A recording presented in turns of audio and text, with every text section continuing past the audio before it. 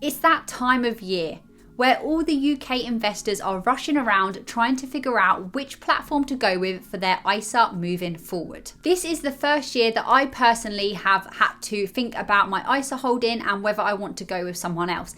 And it's been pretty overwhelming and pretty stressful, I must say. So for that reason, I've decided to make this video to try and help any of you guys out there that are perhaps a little bit stressed about this too. I think the first thing I want to say here, and something that I've recently realised, is there is not going to be this perfect ISA provider that's out there and you just need to find them. It doesn't really work like that, because picking an ISA is really an individual choice and it's really subjective, because it really depends what the investor actually is looking for. And different investors will require different things, and therefore there will be different ISA providers that are best suited to them. And when you're picking an ISA provider, I really think it comes down to just a few things that you need to decide. So I'm going to speak about some factors that you need to consider before deciding which ISA providers to go with, and I will also be comparing some of the big competitors this year. So the first thing that you need to think about is what you need that platform to offer you as an investor. Are you a passive investor? Do you want to put your money and invest into things like ETFs and index funds and not really worry about too much else? Or perhaps you're a more active investor and you want a mix of index funds, ETFs, but you also want exposure to some individual stocks as well. Or maybe you're very, very active as an investor and you purely want to invest into individual stocks, and you know that your portfolio, you want it to be mainly, let's say, US stocks. These are all things you need to think about, because what provider you go with will really depend on what you actually want to invest in. If you want to invest in purely ETFs, then perhaps this tax year there actually is a best provider for that, but we'll get onto that in a bit. The next thing to consider is how much realistically you are going to be investing and the fees associated with investing that amount of money. Different platforms will calculate their fees differently and they will have different types of fees. So for example, one platform may do their fees based on a percentage of how much you have in that account. Some will do it on a fixed amount. It really, really varies, but it's definitely something to look into, because if, for example, you are investing a lot of money and you know that, and you're maxing out your ISA, and the platform that you decide to go with is doing the fees based on a percentage of what you own, you may end up paying a lot of fees. Whereas if you're investing a lot of money, but the platform only does it on a fixed amount, the fees may not be very much for you at all, and that's something you really need to consider. And of course, fees can vary. You can have a fee just for having your ISA, you can have a fee per trade, you can have a FX fee, so your conversion fee. It really does vary depending on the platform. So please make sure you do have a proper look into that before making your decision. Another thing you may want to consider that won't really matter for some people but will matter for others is, does this platform have an app that you like and an app that is easy to use, or at least one you're happy to use? And does it have a desktop version of the app? Are you able to log in via your laptop, if again that's something that's important to you? And another factor that will play a part in your decision may be the customer service of the platform that you're going to go with. Have you heard good things about the customer service? Have you read good reviews? Are they known for their customer service, if that is something that is likely to be important to you? You don't really want to be stuck with a provider that are just not very helpful and don't really answer your questions, because that just makes things really difficult, especially as a beginner investor. The first one that I'm going to discuss is Vanguard. Now, Vanguard have been my ISA provider since I started investing, and it's only this year that I've come to actually move out of Vanguard for reasons that I'll get to in a minute. But what I will say is Vanguard are really, really trustworthy. Lots and lots of investors absolutely love Vanguard. They are massive. They're massive in this space, and they've got a really, really good reputation. Vanguard for a very long time have been the cheapest place to invest. They have very, very low fees. So this means that investors get to keep more of their money instead of paying fees to the provider and losing money that way. But as of recently, there has been a new kid on the block. There has been a competitor that are going to really, really compete with Vanguard's low fees. And we'll get onto that in a bit. But I think this will mix it up a bit, you know. Vanguard will no longer be the cheapest place to invest, and this may mean changes in the future that Vanguard actually want to lower their fees or perhaps change their platform a little bit to lure in some more investors. Another thing about Vanguard's fees is that with all these new competitors coming out, you can actually get some of the Vanguard funds cheaper outside of Vanguard, which blows my mind a little bit and doesn't really make sense that you can get Vanguard funds cheaper outside of Vanguard. But there you go, you can. Another thing about Vanguard is that their platform is super easy to use. I know myself as a beginner investor a couple of years ago who knew nothing about investing and didn't even know where to start. I got to grips with it really simply through how easy their website was to use. It doesn't overcomplicate things and it's just really, really simple. But some investors may argue that it's a bit too simple and it doesn't offer everything other platforms offer. And also with Vanguard, they very much try to promote passive investing where you're not checking on your investments every single day. And for that reason, and maybe some other reasons, they don't actually have an app. So you can only look at your Vanguard portfolio if you physically log in on your laptop or desktop. You can't just download an app on your phone and check whilst you're out like you can with a lot of these other providers. The last thing that I want to point out with Vanguard, and the reason that I am actually moving from Vanguard, is what they offer. Vanguard only offer, I think, 79 funds, and all of their funds are, well, funds, so no individual stocks, and they're all Vanguard funds. So if you are investing and you have your ISA with Vanguard, you need to be prepared that you are only going to be able to get Vanguard funds, and you're not going to be able to get any individual stocks. For some people, this doesn't matter. For some people, they will want to just invest in, let's say, an S&P 500 tracker, and they can do that really easily. They can just put their money into a fund such as ticker symbol VUSA and call it a day. Nice and easy. But like I said, there may be some argument that it's cheaper to do this elsewhere. But the point is, the offerings are quite limited with Vanguard. And for me, that is one reason why I'm looking to go elsewhere. Let's now move on to another big competitor in the UK ISA space, and that is Hargreaves Landsdown. Now, a lot of investors really love HL and will back them till the very end. And for good reason, I think. They offer so much. If you're a UK investor wanting to invest in both ETFs, index funds, and you want some individual stocks, this could be a really good place to do that. You probably won't find something that you want to invest in that isn't available through HL. And also they have fantastic reviews. They are really well respected and a lot of people love them. Their customer service is meant to be absolutely impeccable. I've heard this time and time again. So it seems really good, right? You're getting all of these investment options, you're getting good customer service, they've even got an app, they've got a really great platform, and their platform is actually fantastic. It has pretty much everything you would ever need to know about a company or an investment asset, whatever. It has it all on there. It's really great. Seems too good to be true, right? The downfall of HL seems to be their fees. They are quite an expensive platform to invest with. Now, of course, you will need to actually go and look at their fees and work out how much it would mean to you and what you're actually investing in and how much you're going to invest. But just as a general rule, they are very expensive compared to a lot of other places. It's definitely something to consider. Their fees could start really eating away into your investments, and especially as a beginner investor, you really do need to be mindful of that. I'm just on their website now under their ISA section, and you can see some annual charges that they have here. On the funds, you are going to be charged 0.45% on the first £250,000. Now, this only starts dropping if you're investing a lot of money, and it's not until you get over £2 million that you're actually going to not be charged. So that is quite high compared to a lot of other places.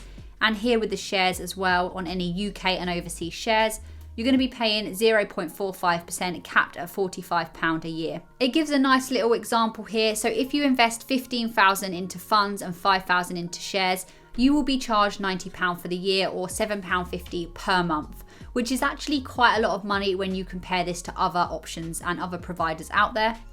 And if we scroll down here, there's more fees. There's dealing fees. So if you make between 0 and 9 deals per month, you will be charged nearly £12 per deal. That's a lot of money. And then on top of that, you also will get charged to reinvest. So they're going to take 1% of every investment that you reinvest, which, you know, that's going to rack up quite quickly. It's something to be mindful. There may be some caveats here about how much you invest and what you pay, but it's definitely something to look at. And just as a general idea, HL can be quite expensive, but like I said, it could be an option because they have a lot of good things going for them as well.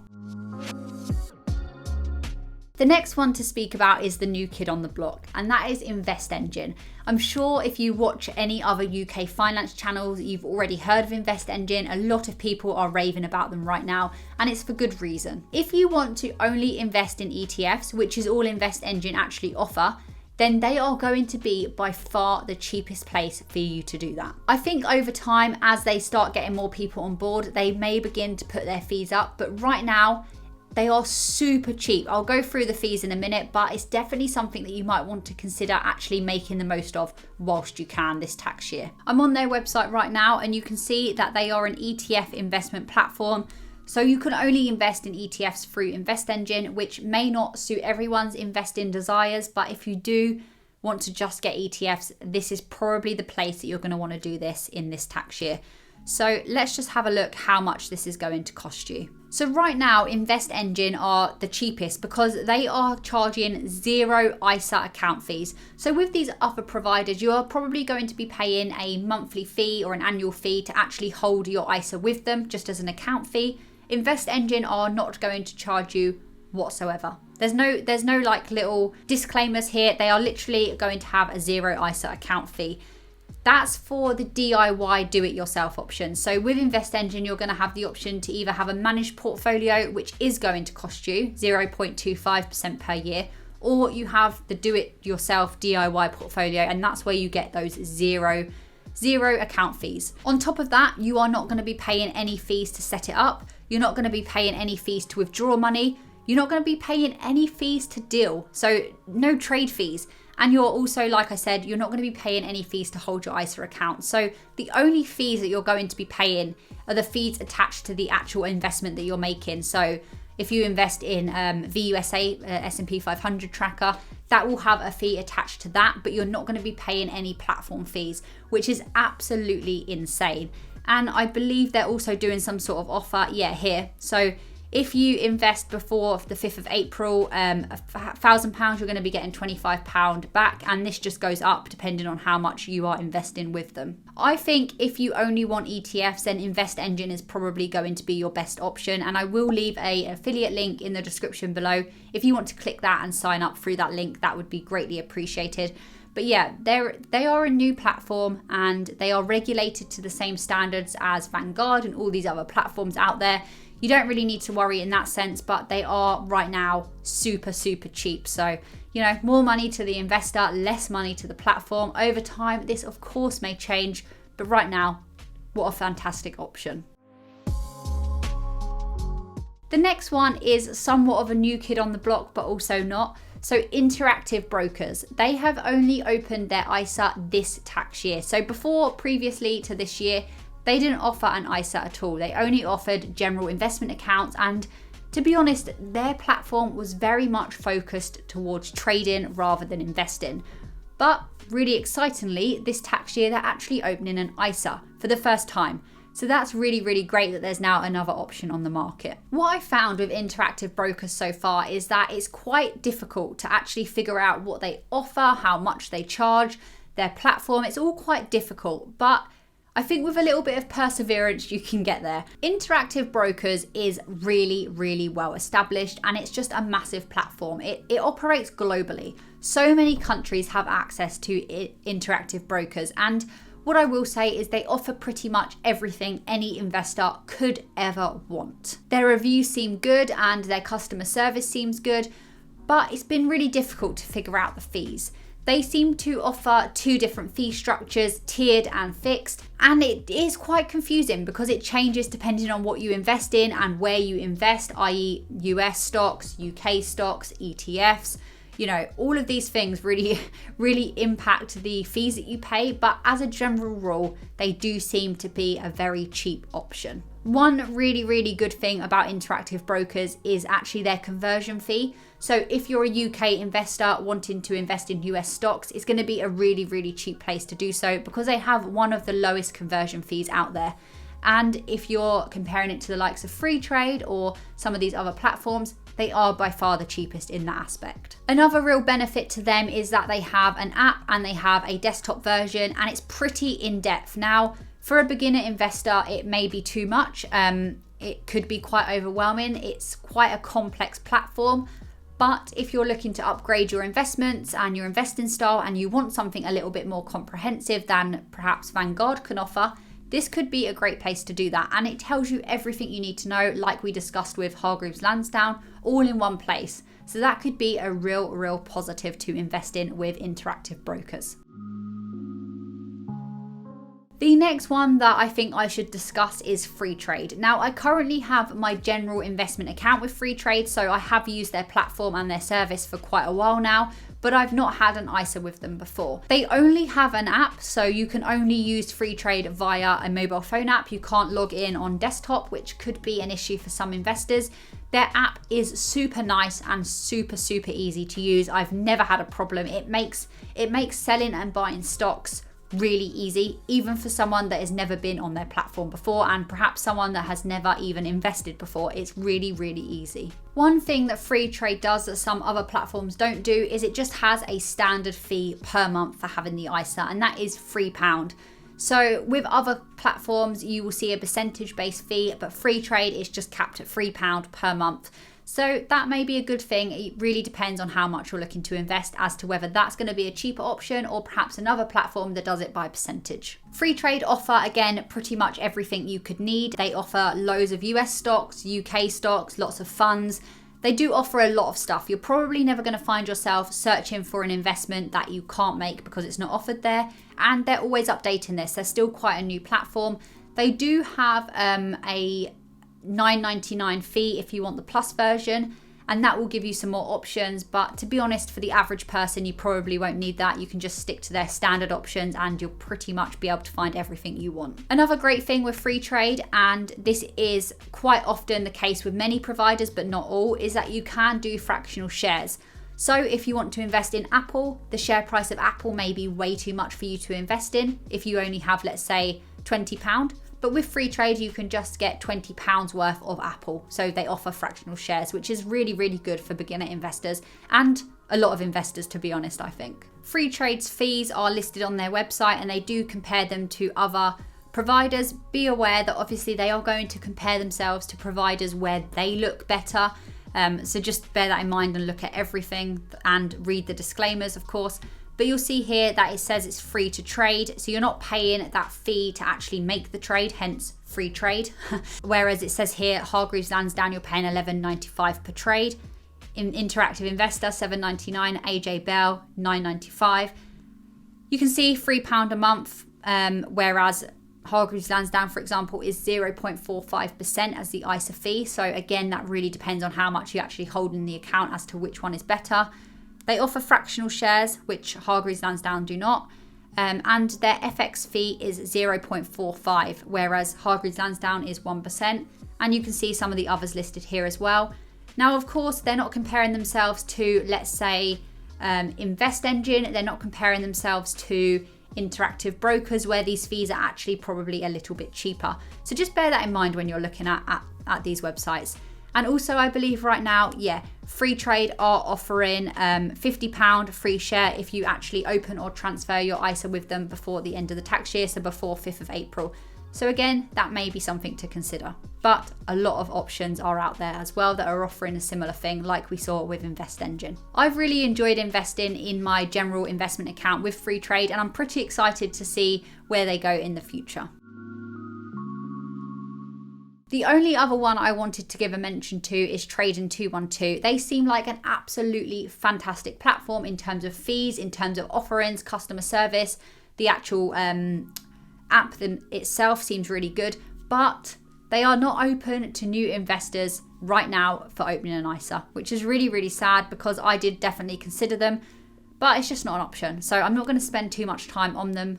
But yeah, just another one to consider maybe next year, or if you're looking to transfer your ISA mid-year, perhaps consider them as well. There are other providers that you could consider as well, like Interactive Investors, AJ Bell, IG, just to name a few. There's many out there.